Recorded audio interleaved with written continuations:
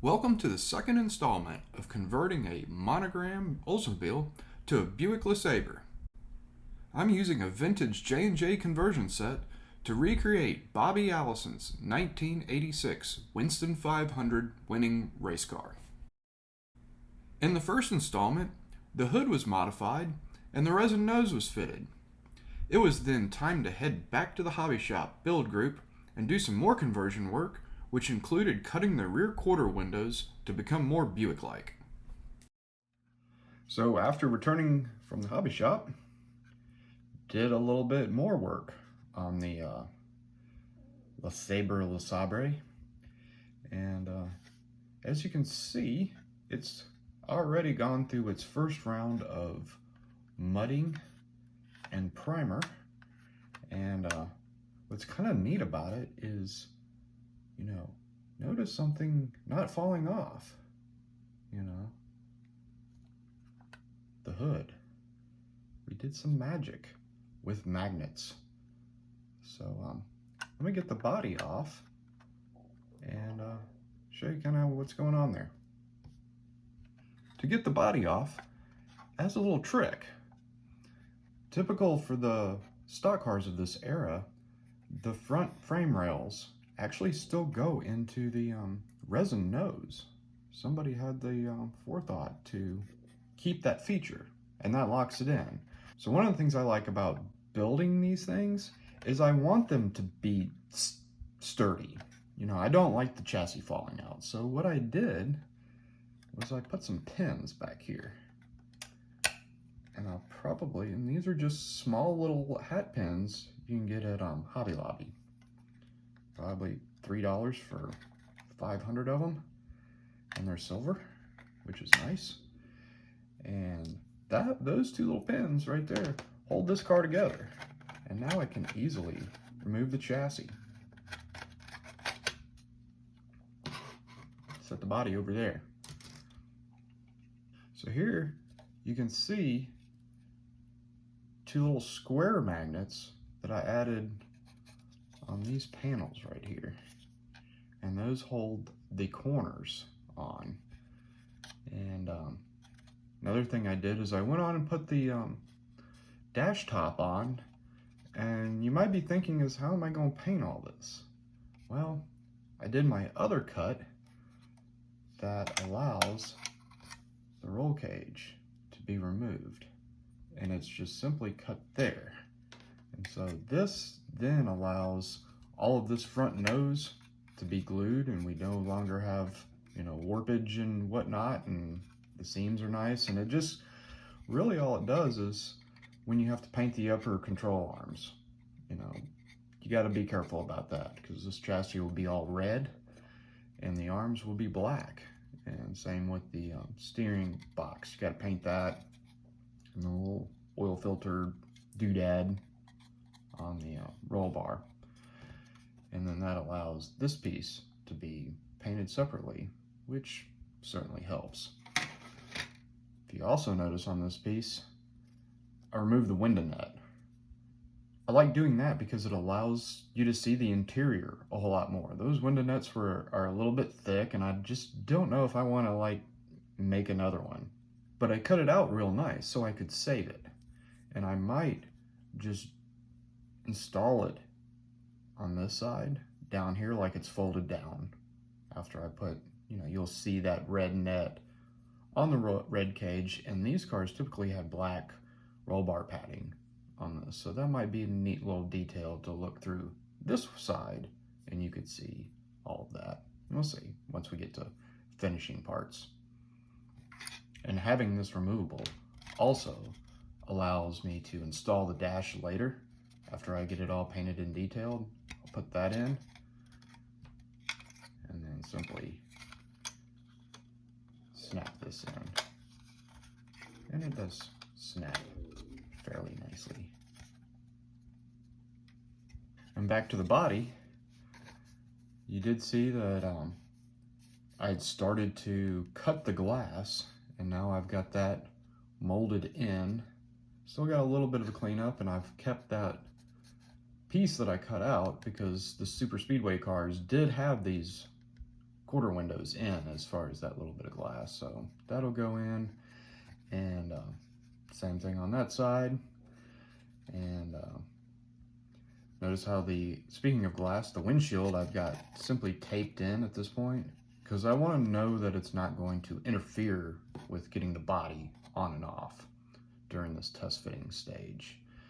And then additional magnets are glued on the upper radiator cowling, and this wasn't here. I had to scratch build this out of evergreen, and I think I might put 2 more little bars over here with a couple more magnets, because in the hood where I hid them, it's actually under the hood pins.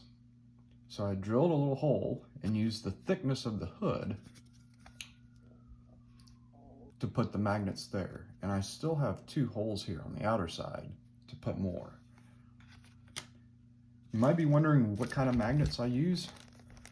I had these right here, available from K&J Magnetics, and you get a whole bunch of them.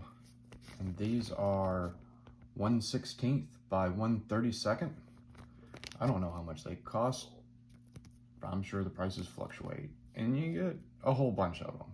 And be prepared to use plastic tweezers with these, because if you use metal tweezers, you're gonna have problems. And if you don't know why, you probably shouldn't be using magnets anyway. The square ones that I put on the for the corners of the hood are block 1/8 by 1/8 by 1/16. They have a little bit more juice in them, or magnetic things that make them snap to these, like so. And that's something that you've kind of got to deal with these, is the polarity, because it's real easy to glue these on the wrong polarity, and then when you go to put your hood on, it won't snap on and actually pushes it away. And don't ask me how I figured that out, but that's a little tip that you'll have to figure out when working with magnets, which are really fun when you need to have a removable panel and you just don't want it, falling off when you kind of don't want it to fall off. So another thing I did at the hobby shop was start on the engine, and glued the engine halves together with plastic cement, and started cleaning up the seam here and there. And as you can see, I've glued the headers together. So what I typically do is I just tack on the cylinder heads with just a small dab of super glue, and then use that to align the headers and also the exhaust pipe. And then this is attached with a pretty vigorous amount of plastic cement, because anyone that's built one of these kits knows that this seam is atrocious, as you can see. And so I'll take a lot of time and make that look nice. And then you're probably wondering, how do I get the headers off? Well, I mean, really, it's just plastic, and that's how you do it. To begin the painting process, I masked the glass. This kit does not have frosted edges like some of the other Monogram kits, and the edge lines are very faint. I used a combination of Tamiya plastic and paper tape to mark the edges. Then I covered the entire glass with bare metal foil. The tape edges were used as cutting guides. Once the excess foil was removed, the black was applied with an airbrush. Once the foil masks were removed, the black trim was nice and sharp. Here is the Buick LeSabre with the nice Tamiya bright white base coat.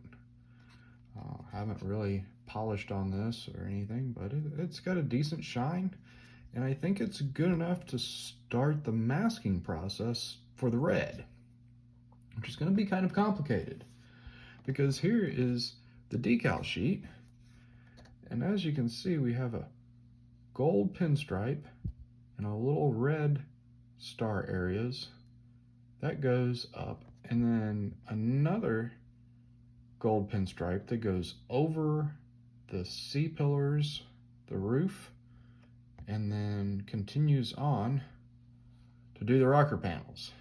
And to ensure that all fits how it's supposed to, this is what I decided to do. I made a photocopy of it, or scanned it on my $40 printer, and then made a printout of that scan. And as you can see, I've already kind of cut it up, so I have a template and know where this is going to go, like right about there. And then I also cut out the 22 to know, okay, where is that going to fit? Since this was already scanned, I could use this photo as a template to draw this shape that then created artwork for the craft cutter. Let's take a look at that. And here's the art I created in Adobe Illustrator based from the scanned decal sheet.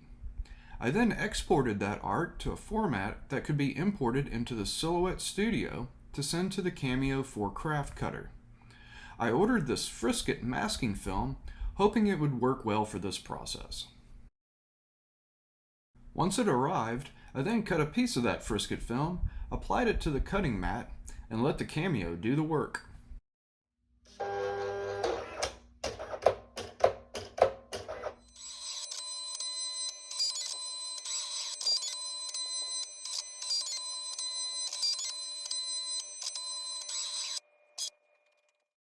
And here's the result.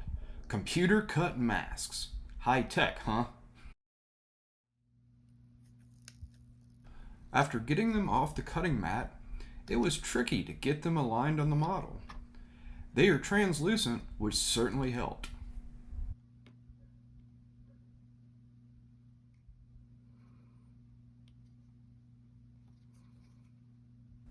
I found this particular frisket film is not like the stuff that I used to use. It was not very pliable and wouldn't really conform to the body character line. I needed a backup plan. I placed a piece of bare metal foil behind the masking film and then carefully trimmed the foil after the mask was applied. This would help ensure no red overspray would get on the white. Now, off to the paint booth. Once the red dried, it was time to start decaling. I was pleased that the gold pinstripe decals went on with no trouble. The large white numbers were another story. While not totally pink, they really didn't match the bright white paint on the rear of the car. I ordered a second set, and after doubling them up, they looked much better. Here you can clearly see the difference doubling up the decals made before they are carefully aligned. Next time, I'll go over chassis painting and adding some easy details, and adding all those fender contingencies. Be sure to like, comment, subscribe, you know what to do, because I have all kinds of model car stories to tell. Thanks for watching.